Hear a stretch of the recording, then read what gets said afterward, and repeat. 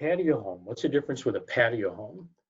A patio home is it's essentially a normal subdivision, that we always are familiar with, where it's lot lines and just one structure on every lot. The difference with patio homes is that they have reduced setbacks and increased density. So what do I mean by that?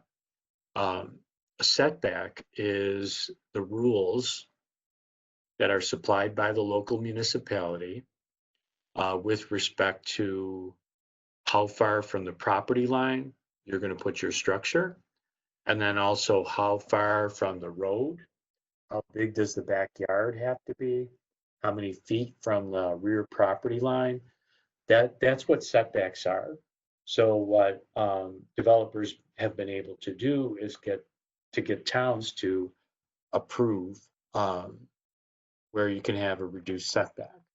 The other thing is the increased density.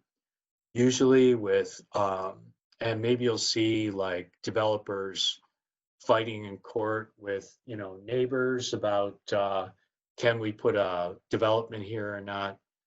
And quite often the big issue is the density. Density means like how many individual units, how many houses are going to be built in just, in this acreage. And each town has a set figure that they typically work with.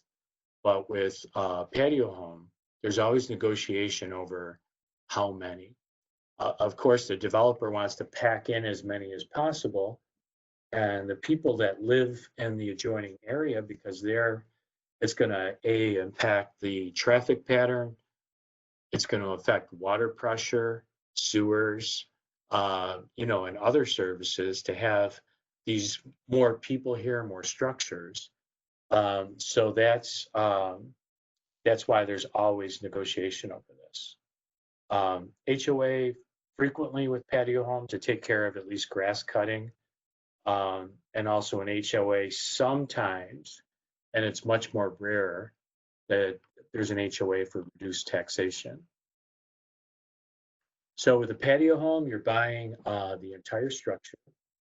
You're buying land around the house, and usually it's much more than what you're buying with a townhouse. It's still a small lot, but it's much smaller space. But you are still buying typically more than you would buy with a townhouse. And again, membership in the homeowners association.